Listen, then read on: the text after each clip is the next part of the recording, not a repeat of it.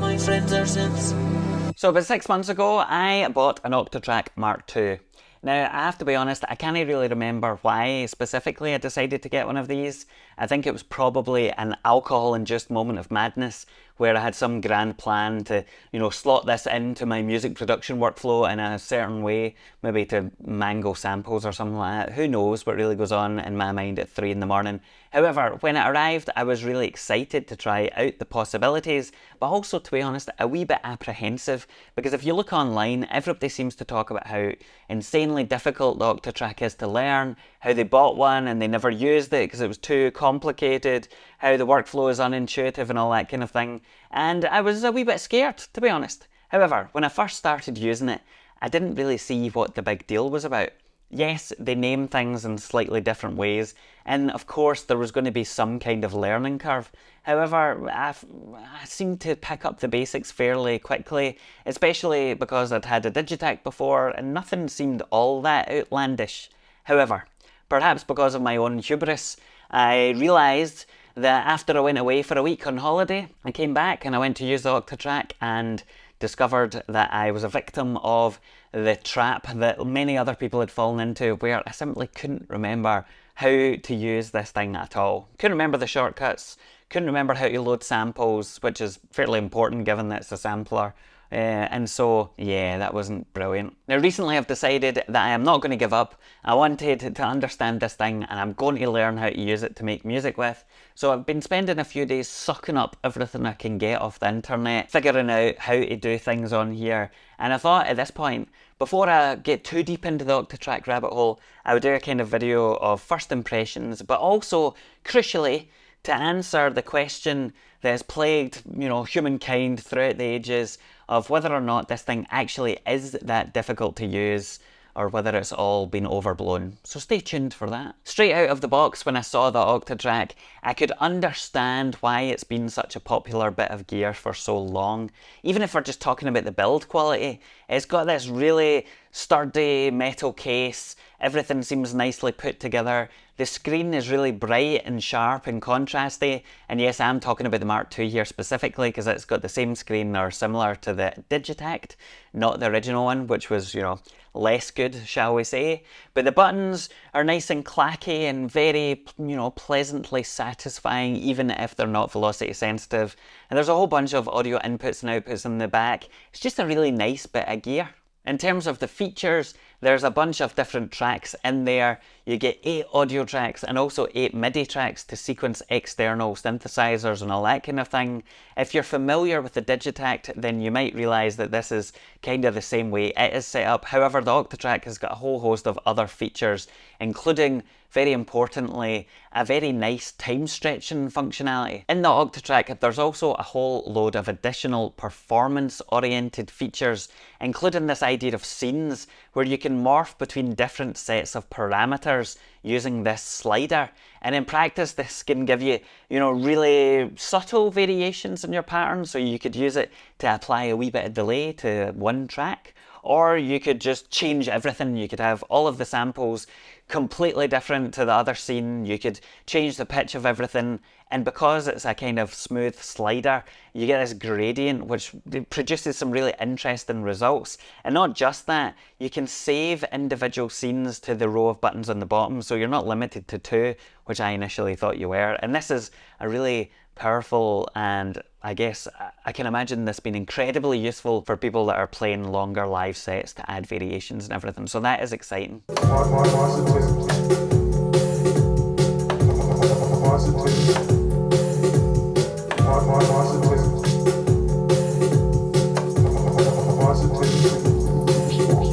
Now, whether you're going to be using the Octatrack to play live and improvise with, or whether you just want to create full songs that stand alone in their own right, there's a whole bunch of different ways that you can do that. There are 16 banks in there that can each hold 16 patterns of varying lengths. There's mutes for the individual tracks. We've got our scenes, of course, but there's also things like parts. And I don't 100% understand at this stage how parts are different from scenes. I'm sure I'll come on to that later, but that gives you even more flexibility because you can switch between different parameters that are contained within these parts very quickly. And you also have like a sample pool, as far as I understand it, which is included in a set, which helps you to play live. The kind of possibilities there are seemingly endless, and I think that's partly why people maybe think it's really complicated, because of the openness. Now let's talk about some of the difficulties that I faced initially when I started out using the Octatrack.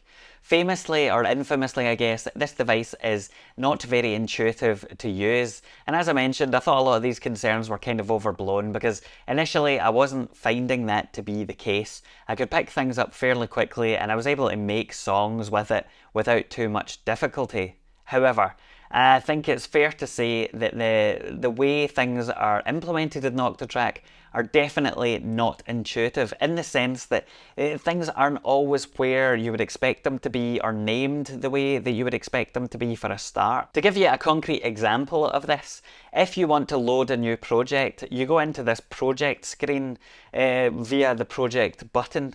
And there is no load project menu item. There is a menu item that says change project, which, fine, you can kind of understand that. It's a bit strange that it's not called load project, but whatever. You load up your new project, but then you decide, oh, this isn't the one I want. This is actually just a placeholder. I'm going to delete it. So you go back into the project screen and you look to delete it, but there's no way to delete that project from within the project screen. You also can't rename it, and you can't save as to save it as another project. If you want to do any of those related items, you have to go into a totally different menu item, which is under settings, it's under file tools or something like that, system tools, project management, file management. It just doesn't make sense to have it totally separate. And whilst I can applaud Elektron for coming up with a new workflow idea and trying new things out, some things like save and load and all that kind of thing, I think should just be kept the same because it makes it much easier to understand. So that in of itself kind of gives you an idea of the kind of thing you're going to encounter. Terminology, phraseology, and kind of where things are found are some of the most difficult bits of the Octatrack, I think. And once you understand it and you get it implanted in your brain, then it's really not that big a deal. But it can be difficult to context switch if you're using other synthesizers or groove boxes or whatever, so be aware of that. Now, funnily enough, when I got my Octatrack, I bought it second hand, and so it came with a bunch of different compact flash cards, and on those cards were some projects that the previous owner had obviously started, and then, you know, loaded up a pattern and played about and experimented a bit, and they clearly started these projects. I mucked about for a while and went, fuck this. This is too complicated. Maybe did what I did and left it on the shelf for a year and thought, right, I have to get rid of this because I'm never going to use it. And I think that is a fairly common thing because that initial hump to understand the terminology is not, it can be tricky. So now that we've addressed the positive first impressions that I had of the Octatrack and also the subsequent difficulties I found in remembering how to do things, let's go on to talk a bit more about how I think about it now and my general experience going forward. Now, I am famously not the most patient man in the world. I don't really want to waste a lot of time, you know, sitting learning convoluted workflows just because some groovebox company has decided to use different terms than the rest of the world. I want to kind of get to the point where I can make music with something quite quickly because ultimately that's what's interesting for me. And so perhaps buying an Octatrack was a rather foolish, or, you know, let's say a bold move. However, I am determined to actually get some use out of this thing because I feel like the things I've been doing so far have piqued my interest. There's a lot of interesting features in there that I can see how powerful they would be, and also some of the stuff I've been creating I actually quite like the sound of. Now, I think an inconvenient truth here for lots of us is that despite the fact that the Octatrack is definitely not all that intuitive as a device, it's also not rocket science, right? It's a bit of gear for making music, and it's a bit of gear that you've probably invested a fair chunk of money into. And so instead of just seeking instant gratification all of the time and moving on to the next thing, which I am terrible for, by the way, I'm not criticising any of you without putting myself in the shame basket as well. I think we just need to have a bit of patience, get over the initial hurdles, understand the basics, and kind of see where it goes from there. It's not that difficult. The problem that I've got at the moment isn't really in understanding how the Octatrack works. I've been looking online and reading the manual and all that kind of thing, and that will all come with time.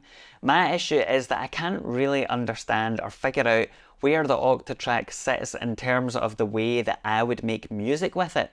So far, I've just been putting together loops of pre-recorded things and kind of, messing about with them a wee bit, but that's not really what I want to do.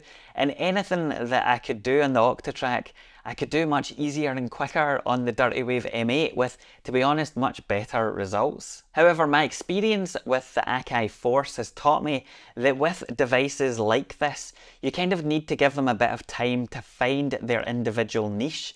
If you just approach them all as the same kind of thing and go like, okay, I'm going to make this type of music on this device and I'm going to approach doing it in the exact same way, then you're not really giving it a chance to shine or to kind of play up to its individual strengths. So for example, with the Force, I was trying to sequence synths and, inbuilt synthesizers with it, and I just couldn't really gel with it.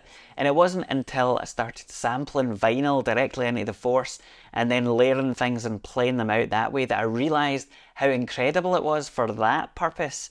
Now, I think it's fair to say that the Octatrack probably occupies a similar thing. I mean, it's a sampler at the end of the day, so loading in pre-recorded loops is definitely not the way to get the most out of this. And I am going to be playing more in the future with the live looping feature, with time stretching things to all hell, and that's going to take a wee bit of time. Now, one thing that I really hate about YouTube is where people upload videos with questions as the titles and don't answer the fucking question in the video. Obviously, this video is going to be called something like, is the Octatrack actually all that difficult to understand? And because I respect all of you, or at least some of you, I am going to give you the answer now. Personally speaking, I am really interested and looking forward to exploring the different possibilities that are offered by the Octatrack. There's a huge breadth and depth of features in there that means you can do so many different things with it. However, I think that is kind of key to answering the question of whether or not this is difficult to understand and use. Because whilst, yes, there is a bit of a steeper learning curve than other devices out there, partly due to the way that they've named things and laid them out in certain places, that isn't actually all that big a deal because you can quite quickly get used to that. Really, the bigger challenge is knowing how to make music with the Octatrack in a way that fits with your mental map of approaching music production. And I think that's a much bigger challenge, partly because of the range of possibilities and the different ways you can use this, but also about changing the way you approach making music to fit with the strengths of that particular device. And I think people don't really know how to approach that or don't know how to go over that hurdle. And when that is compounded with all of the other kind of workflow oddities, this can seem ineffable or kind of impenetrable. And so to succinctly answer the question of whether or not the Octatrack is actually all that difficult to understand and use, I guess my response to that would be, firstly, yes, there is going to be a bit of a learning curve and you will have to dedicate some time to understanding the unique way things are put together. But no, it isn't all that difficult in practice once you get over that. However, you will need to spend more time to find your relationship with Octatrack and how it can work for you, and that might be a bit of a bigger challenge.